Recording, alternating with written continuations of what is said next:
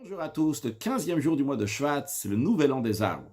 Bien que Beth Shammai n'est pas d'accord, et il dit que c'est le premier jour du mois de Shvat, le nouvel an des arbres, mais vu que Beth Hillel dit que c'est le 15e jour du mois de Shvat, eh bien la règle elle est, lorsqu'il y a un désaccord entre Beth Shammai et Beth Hillel, la loi est tranchée comme Beth Hillel. Et encore plus que ça, nos sages disent que les paroles de Beth Shammai devant les paroles de Beth Hillel, eh bien les paroles de Beth Shammai ne sont même pas une Mishnah, ne sont pas considérées un enseignement, c'est-à-dire qu'on suit totalement l'opinion de Beth Hillel, et donc le nouvel an des arbres est le 15e jour du mois de Shvat. Le rabbi nous dit, on peut comprendre, dire la raison, quel est ce désaccord entre Beth Shammai et Beth Hillel. Beth Shammai, il va toujours en regardant le potentiel, ce qui est caché, le Bekoach. En revanche, Beth Hillel regarde le Bepoel, le concret, Begilou, ce qu'il a dévoilé. Prenons deux exemples, le rabbi nous dit. Un premier exemple, à la fin du traité Uktzin, la Mishnah nous parle des rayons de miel. À partir de quand ils vont être considérés un liquide? Expliquons un peu. Il y a certaines lois dans les choses qui peuvent contracter l'impureté, et il y a des lois qui s'appliquent pour les aliments et des lois qui s'appliquent pour les boissons, pour des liquides. La question, elle est, le miel, à partir de quand il est considéré un liquide et qui va pouvoir contracter l'impureté comme un liquide? Et sur ça, il y a un désaccord entre Beth Shammai et Beth Hillel. Ces rayons de miel, donc qui sont dans la ruche, à partir de quand ils sont considérés un liquide? D'après Beth Shammai, il dit, dès que la personne pense dans sa tête à commencer à enlever ces rayons de miel de la ruche, bien qu'il ne les a pas encore enlevés concrètement, mais le fait d'y avoir pensé, eh bien, à partir de cet instant-là, ce miel est considéré comme un liquide, il va pouvoir contracter de l'impureté dans le cas où il va être en contact avec de l'impureté comme un liquide.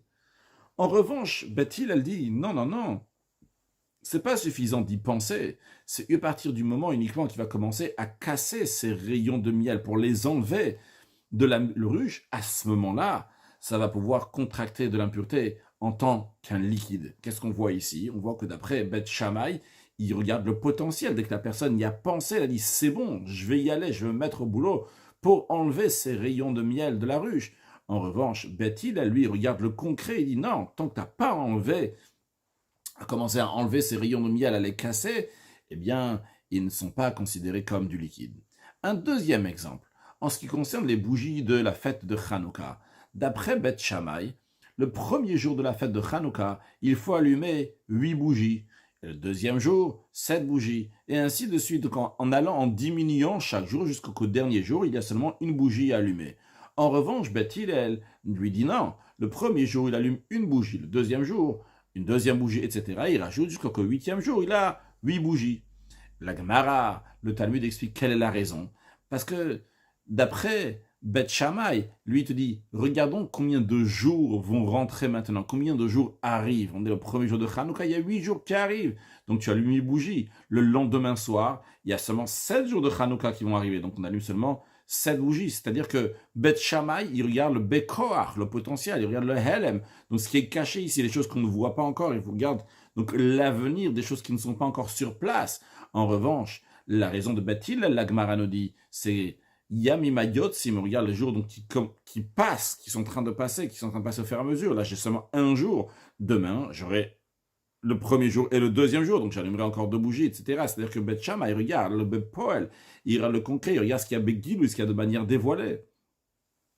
Donc Beth Shammai va dans chaque chose en fonction des forces qui sont cachées dans chaque chose. Beth Hillel regarde comme la chose elle est de manière dévoilée. Et entre parenthèses, le Rabbi nous dit que la source de cela, c'est parce que Beth Shammai, leur source vient des gvurot, des rigueurs. Et donc leur travail, leur manière de servir Dieu, c'est de la manière ce qu'on appelle A'ala, c'est-à-dire du monter, du bas vers le haut. Donc ça veut dire des choses qui sont, il y a un certain voile ici qui est caché, et eux donc ils vont monter, ils vont aller dans un niveau donc, dans lequel on ne va pas voir les choses. Ça va aller à un niveau qui est plus haut. En revanche, Beth Hillel, leur source, c'est de chesed, de la bonté. Et leur travail, leur manière de servir Dieu, c'est hamshacha, c'est amener la lumière de Dieu. Ici, concrètement, Hillel, d'ailleurs, c'est un langage behalo neru, c'est-à-dire que sa lumière, son flambeau brille, c'est le giloui, c'est le dévoilement, contrairement à Beth Shammai, que lui, c'est le helem, c'est les choses donc quand ils sont cachés, quand ils sont encore dans le potentiel. Maintenant, revenons à un autre sujet, en ce qui concerne donc le 15e jour du mois de Shvat. Le Rosh Hashanah des arbres, c'est que les arbres, maintenant, vont plus prendre leur vitalité des années de l'eau passée, mais ils vont commencer à prendre leur vitalité des eaux de cette année. Quand est-ce que se passe ce changement-là? Eh bien, c'est 4 mois après que les eaux ont été jugées, qu'on a été jugé combien d'eau nous allons avoir.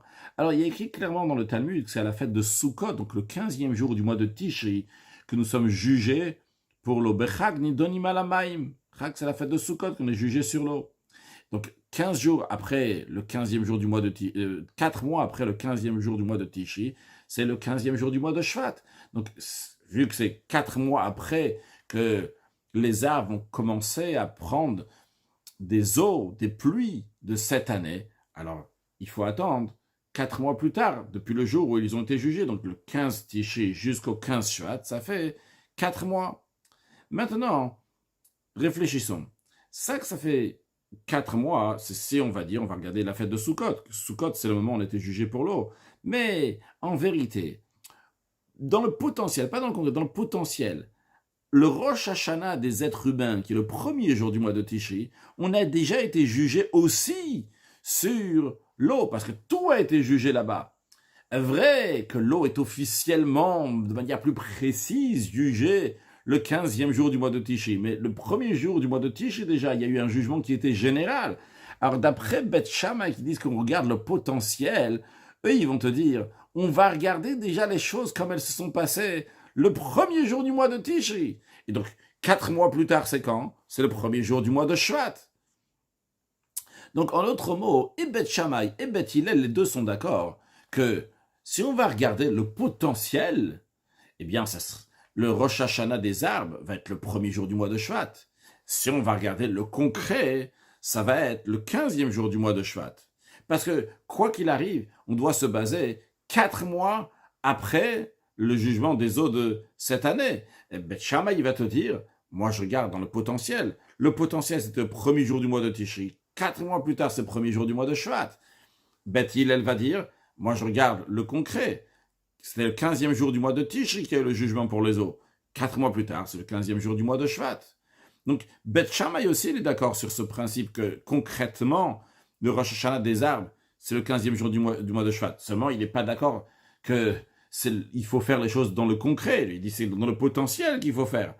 Concrètement, la loi, elle est tranchée comme Beth Hillel. C'est la raison pour laquelle on fait le 15e jour du mois de Shvat, le Rosh Hashanah des arbres.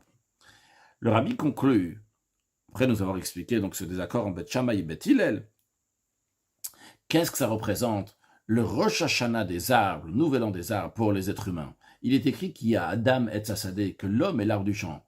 Un arbre, son principe, c'est qu'il va amener des fruits. Des fruits à travers lesquels ils vont pouvoir faire d'autres fruits. Chaque fruit va avoir une graine, on va pouvoir avoir encore d'autres fruits.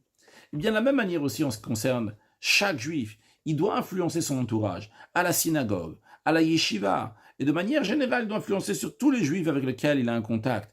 Il doit faire qu'il va y avoir encore d'autres juifs, ils vont se rajouter encore des juifs, comme ces fruits-là qui ont des graines, qui va y avoir encore d'autres fruits. Quelle est la bénédiction qu'on donne à ce juif-là? Eh bien, c'est la bénédiction qu'on donne à l'arbre aussi, que ces plantes qu'on va planter de cet arbre vont être aussi comme lui, comme son intérieur. C'est la meilleure bénédiction. Les sages disent, dans une métaphore dans le Talmud, que quelqu'un il a dit à un arbre, avec quoi je peux te bénir? Et il a dit finalement tout ce que je peux te bénir,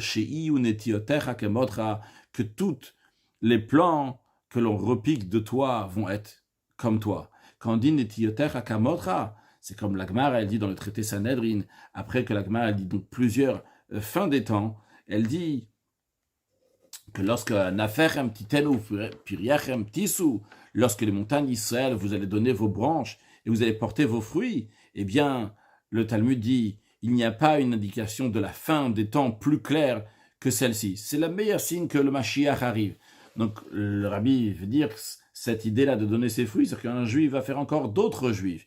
Et le Rabbi continue dans cet esprit-là, que lorsque on est attaché à Ilana de Chaya, à l'arbre de la vie, au Rabbi de la Chassidoute, Rabbi Saint, l'enseignement de la Chassidoute, et on influence aussi sur d'autres juifs, à tel point que Netiyotav Kemoto, que ses plans vont être comme lui. Et il y a la possibilité de dire ou Gidulim Shegidalti, regardez, ces pousses-là que j'ai fait pousser dans le sens spirituel des choses, ces gens-là qu'on a éduqués, ces personnes-là, ces enfants qu'on a éduqués dans ce sens-là, eh bien ça, c'est un signe pour le rapprochement de la fin du temps, de la Geoula, Tida, de la délivrance très prochainement, avec la venue de Mashiach Tzidkeinu.